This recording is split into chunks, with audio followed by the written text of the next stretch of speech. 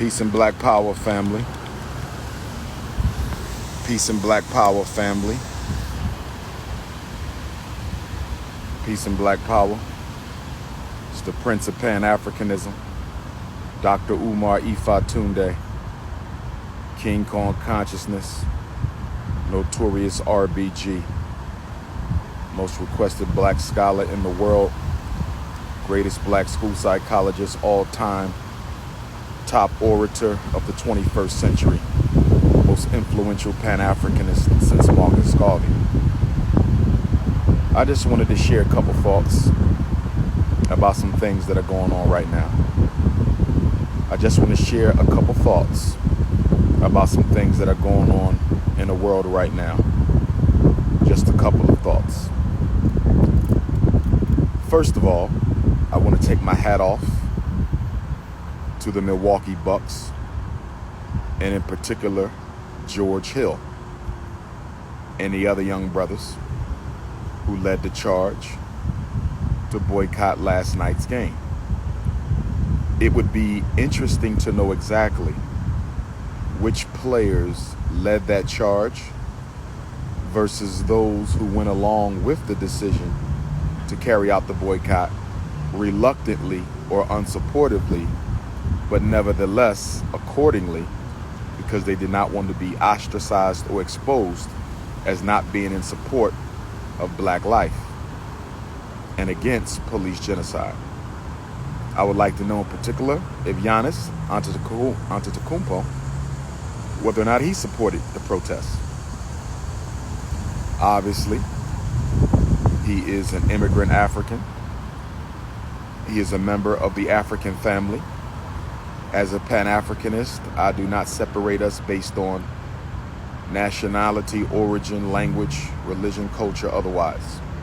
But we do know that some of our brothers and sisters who come to America from the mother continent can have some schisms, isms, and tribalistic tendencies about them that would make it difficult for them to stand in solidarity when black life is the issue. I'm not saying that that's Brother Giannis, but I would like to know. I'm very interested to know where he stood in that entire process. If he did stand on the right side of history yesterday, I applaud him. And I thought it was rather commendable that it was Giannis and not LeBron James. Or should I say Giannis's team and not LeBron James's team that made the first step to go forward with the boycott. After all, one of the main reasons why the NBA season resumed was to try and help LeBron James earn a fourth NBA title. With that being said, I do respect the fact that LeBron, along with the Lakers and the Clippers, did decide to boycott the rest of the season. However, I just learned that the players had decided to continue the playoffs beginning this weekend. I am a little disappointed that this boycott lasted less than 24 hours. I am very disappointed that this boycott lasted less than 24 hours. I am not going to throw those brothers who are in the bubble under the bus because I know they're dealing with enough as it is. Some of them have lost loved ones due to COVID. Some of them had struggled financially as a result of the 5-month COVID lockout. But at the same time, as a black man, coming from a legacy, we all are, of black men in American history who have stood up and sacrificed everything they had in order to speak up for black people, I do find it somewhat disrespectful that our NBA superstars in the bubble could not maintain their commitment, could not maintain their dedication, and could not maintain their honor for 24 hours. And from what the news reports are telling us, that the white power structure of the NBA dangled that carrot in front of their faces. That the NBA owners had an option to renegotiate the player's contract should the players continue to boycott the playoffs. So, although I understand that that can be a very precarious, uncomfortable, financially inconvenient situation to find yourself in, at the same time, it hurts that they were able to force our basketball players away from the boycott because of financial considerations. Money should never be more important than life. Your career should never be more important than life. So what? They want to renegotiate the player's contract. So what? They want to fine you for not playing. So what? They wanted to make life financially miserable for NBA players. So what? That's why it's called sacrifice. That is why it's called sacrifice, because it's not convenient. Sacrifice is not supposed to be convenient. You can't say I'm going to stand up against police genocide and the police brutality of black people, and the minute the owners of the NBA and the commissioner of the NBA and the power structure of the NBA, the minute they stand up and say, well, we spent a lot of money for y'all to be in this bubble. We sacrificed a lot for y'all to be in this bubble.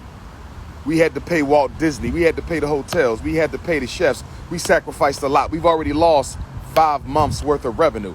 Y'all lost 5 months worth of revenue because of Donald Trump. Y'all lost 5 months of revenue because of white supremacy.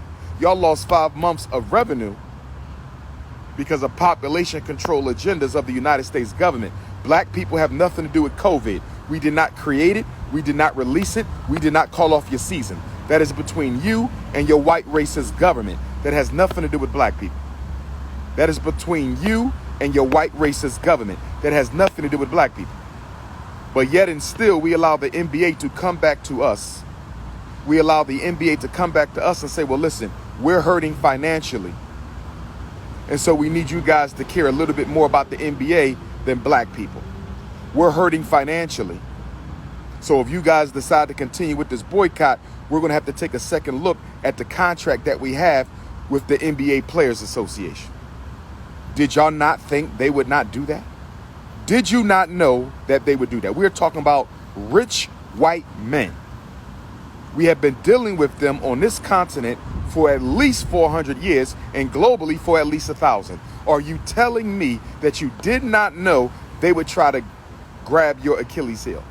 Did you not know they would try to make life inconvenience for you guys?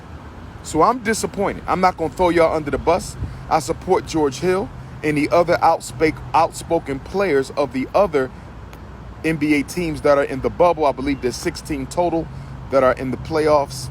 And I support those players who spoke up and who continue to speak up and who wanted the boycott to continue. But I am upset at the superstars. Yes, I am. I'm disappointed in LeBron James. I'm disappointed in Kawhi Leonard. I'm disappointed in Chris Paul. I'm disappointed in Giannis Antetokounmpo. And I'm disappointed in most of the superstars because it was you guys. It was you guys who carry the weight. LeBron James, I respect you, brother. I'm a supporter of yours. But your 4th NBA championship is not more important than black life.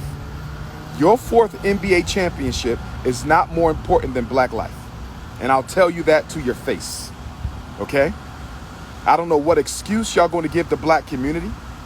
I don't know what excuse y'all going to give the black community. I don't know what excuse y'all going to give the black community, but this is not acceptable. It's not acceptable. Now, let me say this. Those are the reports that the season is going to resume. It's being reported that all 16 teams in the playoffs will resume their games this weekend. The Clippers and the Lakers were going to call off the rest of their season. I support LeBron for that. I support Kawhi for that. I support the players in both the Clippers and the Lakers locker room who were in support of canceling the rest of the season. I support you on that. But if you turn 360 degrees If you made a 360-degree about face in less than 24 hours and backed up off your square because of financial threats from NBA ownership, I can't respect that. I can't respect that.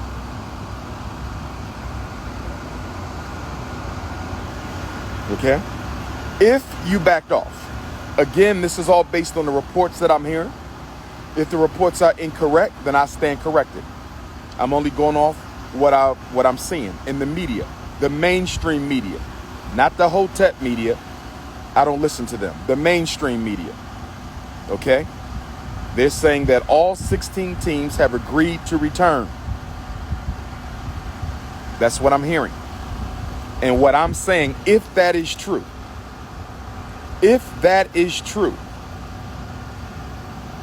okay, then I'm disappointed that y'all would give in to the white power structure so quickly. I could have appreciated a week. I could have appreciated 3 or 4 days. Still would not have been satisfied, but at least I could have appreciated. But to throw in the towel in less than 24 hours, that's not acceptable. And it's not acceptable for players in this generation either. Peace and love, family. And part of the reason that it's not acceptable is because we saw Colin Kaepernick. Stand stronger and stand longer. Colin Kaepernick is still standing against police genocide, and he did it by himself. The more all the other athletes do not stand in solidarity, the more that the other athletes show that they're not made of the black metal that Muhammad Ali was made of, or John Carlos was made of, or all the other athletes and entertainers who stood up. Bill Russell, who boycotted at one time because he was not allowed to stay at the team's hotel, couldn't be served at the restaurant, so Bill Russell refused to play. This is way back in the day. Bill Russell, who marched with Dr. King, still alive in his 80s. We salute Bill Russell, who stood up. Kareem Abdul-Jabbar, who stood up. It is inexcusable for these athletes, and y'all have more money than they did. You guys are wealthier than them. They didn't have the endorsements you guys have. You could give up on your NBA salary, many of you, and still be comfortable. What excuse do you have? Basketball is more important than black life? Is basketball more important than black life? If you don't stand for something, you fall for anything. Again, I'm not trying to be overly critical. I don't have all the information. Obviously, you never can if you don't sit at the table. But according to the media, all 16 teams have agreed to resume play. They did mention that the players had some demands. But guess what, fellas? If you go back to playing, I think we all know what's going to happen to your demands. Guess what, fellas? If you go back to playing basketball, I think we all know what is going to happen to your demands. They're going to be ignored. You cannot give up the boycott and still make demands. You cannot give up the protest and still make demands. You cannot give up the embargo and still make demands. You can't do that. You can't have it both ways. That's why it's called sacrifice. You have to give up something of convenience in order to make a difference. Sacrifice, by definition, means you have to give up something of convenience in order to make a change. So y'all will sacrifice your health and risk contracting COVID in the NBA bubble, but you won't sacrifice leaving the bubble to make a difference for Black America. So you will sacrifice your health and your family by being away from them to play in this bubble where you can catch COVID, a potentially fatal disease, but you won't sacrifice the season